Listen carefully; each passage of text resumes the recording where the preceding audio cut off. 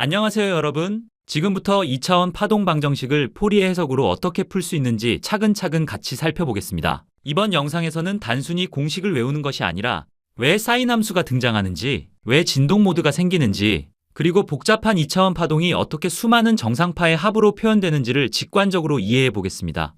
특히 가운데를 툭 건드린 막이 시간이 지나며 어떻게 진동하는지, 포리에 모드가 어떤 역할을 하는지까지 수치 시뮬레이션과 함께 확인해 보겠습니다. 그럼 시작해 보겠습니다. 먼저 우리가 다룰 문제를 정리해 보겠습니다. 우리는 한 변의 길이가 L인 정사각형 영역 안에서 발생하는 2차원 파동을 생각합니다. 파동 방정식은 U의 시간에 대한 이계 미분은 파동 속도 C제곱 곱하기 X방향과 Y방향의 이계 미분의 합과 같다 라는 형태입니다. 쉽게 말하면 막의 구분 정도가 시간에 따른 진동을 만들어낸다는 뜻입니다. 그리고 경계에서는 모든 변이 고정되어 있는 상태를 생각합니다. 즉, 막의 가장자리는 항상 0입니다. 드럼의 테두리를 꽉 잡고 있는 상황을 생각하면 됩니다.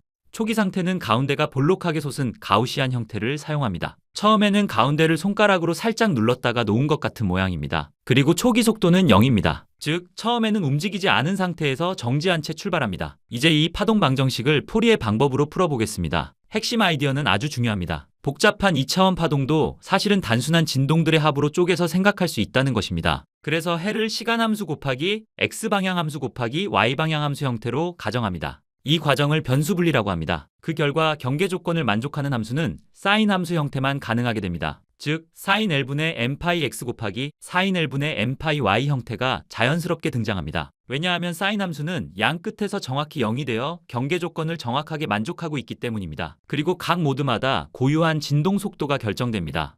모드 번호 미터과 n이 커질수록 공간적으로 더 복잡한 진동이 나타나고 시간적으로도 더 빠르게 진동하는 고주파 모드가 됩니다. 결국 전체에는 이 모든 진동 모드들의 합으로 표현됩니다. 즉, 복잡한 파동은 사실 수많은 정상파의 중첩이라는 뜻입니다. 이제 각 진동 모드가 얼마나 강하게 포함되는지 계산해야 합니다. 그 역할을 하는 것이 바로 계수 AMN입니다. 초기 변이 함수와 사인 함수들을 곱해서 적분하면 각 모드의 크기를 얻을 수 있습니다. 여기서 중요한 점은 초기 조건이 가운데에 집중된 가우시안 형태라는 것입니다. 그래서 특정 모드들은 크게 나타나고 어떤 모드들은 거의 사라지게 됩니다. 또 적분이 X방향과 Y방향으로 깔끔하게 분리되기 때문에 복잡한 2차원 문제도 1차원 적분 2개로 단순화됩니다. 일반적으로는 이렇게 되지 않습니다. 이제 적분 하나를 자세히 살펴보겠습니다. 가우시안의 중심이 2분의 L에 있기 때문에 좌표를 중심 기준으로 옮겨줍니다. 즉, 그 사이를 x-2분의 L로 두면 가우시안이 원점을 기준으로 대칭 구조를 가지게 됩니다. 이렇게 하면 짝함수와 홀함수의 성질을 사용할 수 있게 됩니다.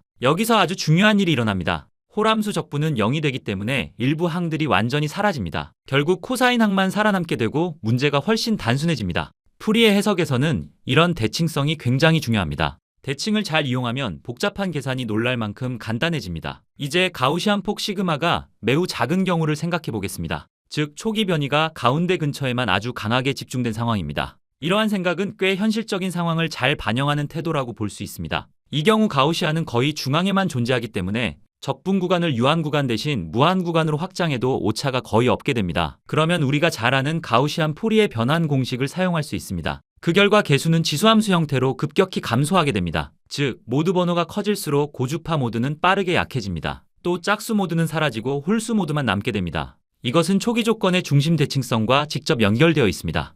결국 초기 조건의 모양이 어떤 진동 모드를 활성화할지를 결정하는 것입니다. 이제 최종적으로 2차원 파동 방정식의 해를 얻었습니다. 해는 수많은 진동 모드들의 합으로 표현됩니다. 각 모드는 사인 함수 형태의 공간 진동과 코사인 함수 형태의 시간 진동이 결합된 구조를 가집니다. 즉, 공간에서는 정상파 모양이 만들어지고 시간에 따라 각 모드가 진동하면서 전체 파동을 형성하게 됩니다. 그리고 이번 문제에서는 짝수 모드가 제거되어 홀수 모드들만 남게 됩니다. 결국 가운데를 중심으로 한 초기 변이가 특정한 대칭 구조를 가진 진동만 선택적으로 만들어낸 것입니다. 이렇게 보면 포리의 해석은 복잡한 파동을 주파수별로 분해해서 바라보는 방법이라고 생각할 수 있습니다. 마지막으로 실제 수치 시뮬레이션을 살펴보겠습니다.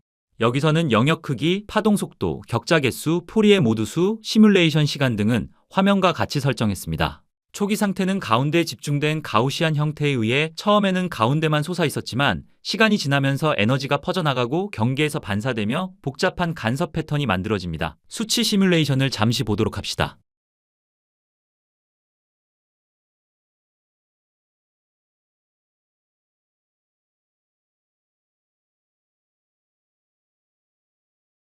하지만 그 안을 자세히 들여다보면 모든 현상은 결국 각 정상 모드들의 중첩이라는 것을 확인할 수 있습니다. 복잡해 보이는 파동도 기본 진동들의 합이라는 것. 이것이 바로 포리에 해석의 핵심 아이디어입니다. 이번 영상은 여기까지입니다. 감사합니다.